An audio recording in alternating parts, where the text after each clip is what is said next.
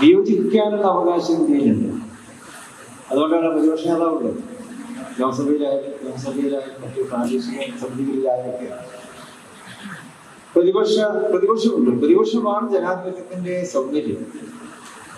ഭരണപക്ഷത്തെക്കാളും പലപ്പോഴും പ്രതിപക്ഷത്തിന് സൗന്ദര്യം ഉണ്ടാവുന്നു. ഇപ്പൊ കേരളത്തിൽ തന്നെ നോക്കിയാൽ അറിയാലോ, ഇവിടുത്തെ മുഖ്യമന്ത്രിയേക്കാളും സൗന്ദര്യം പ്രതിപക്ഷ നേതാവിന്. ഫിസിക്കലായിട്ടല്ല പറഞ്ഞത്, ആശയപരമായിട്ട് ഉയർത്തിപ്പിടിക്കുന്ന ആശയങ്ങൾ, ആ ആശയങ്ങളുമായി തെറ്റിച്ച് നോക്കുമ്പോൾ മുഖ്യമന്ത്രിയെക്കാളും ആശയപരമായിട്ടുള്ള സൗന്ദര്യം പ്രതിപക്ഷ നേതാവ് ഉയർത്തുന്നുണ്ട്. അത് നമ്മുടെ ജനാധിപത്യത്തിന്റെ വിജയമാണ്. പക്ഷെ ഇപ്പൊ ആ ജനാധിപത്യം പോലും ഇപ്പൊ ഇവിടെ നേരിട്ടുകൊണ്ടിരിക്കുന്ന വെല്ലുവിളികൾ, അതാണ് ഇപ്പൊ നമുക്ക് പ്രയാസം ഉണ്ടാക്കുന്നത്. നമ്മുടെ ഭരണഘടന 4 തൂണുകളിലാണ്: ലെജിസ്ലേറ്റീവ്, എക്സിക്യൂട്ടീവ്, ജുഡീഷ്യറി, പിന്നെ മീഡിയ. ഇതൊക്കെ തന്നെ ഭീഷണി നേരിടുകയാണ്. ലെജിസ്ലേറ്റീവിന്റെ കാര്യം പറയാൻ നമ്മുടെ പ്രതിപക്ഷ നേതാവ്, ലോക്സഭ പ്രതിപക്ഷ നേതാവ് ലെജിസ്ലേച്ചറിൽ സംരക്ഷിക്കാനാണ് അദ്ദേഹം ഇപ്പോ യാത്ര നടത്തിക്കൊണ്ടിരിക്കുന്നു. വോട്ട് ചോരി യാത്ര അതാണ്. രാജ്യത്തെ ഏറ്റവും വലിയ ഭീഷണി അതാണ്.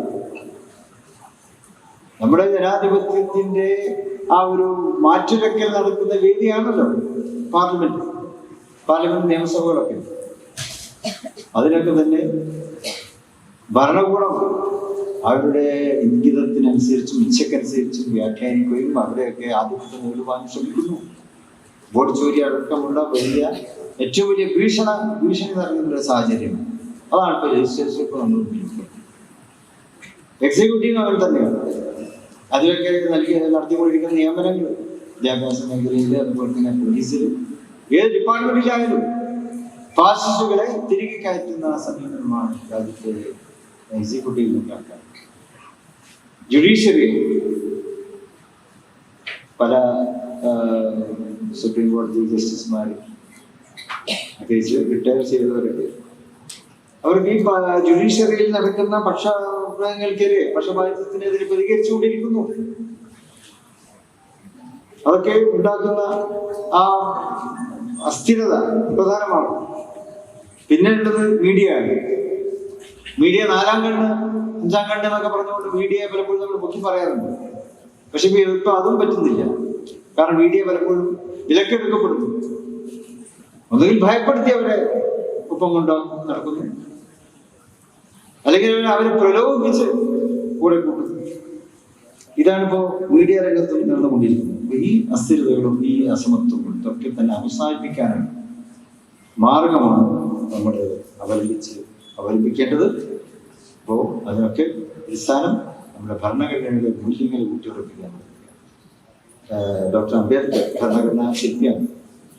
അദ്ദേഹത്തിന്റെ ഒരു വാക്കുകൂടി പറഞ്ഞുകൊണ്ട് അവസാനിപ്പിക്കുകയാണ്. അദ്ദേഹം പറഞ്ഞു, ഭരണഘടന വലിയ മോശമില്ല, നല്ല ഭരണഘടനയാണ് ഇന്ത്യയുടെ ഭരണഘടന.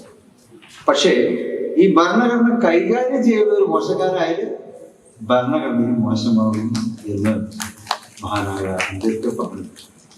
ഇന്ന് അതിലൂടെയാണോ നമ്മൾ പോകുന്നതിനുള്ള വേദനയാണ് ഉള്ളത്.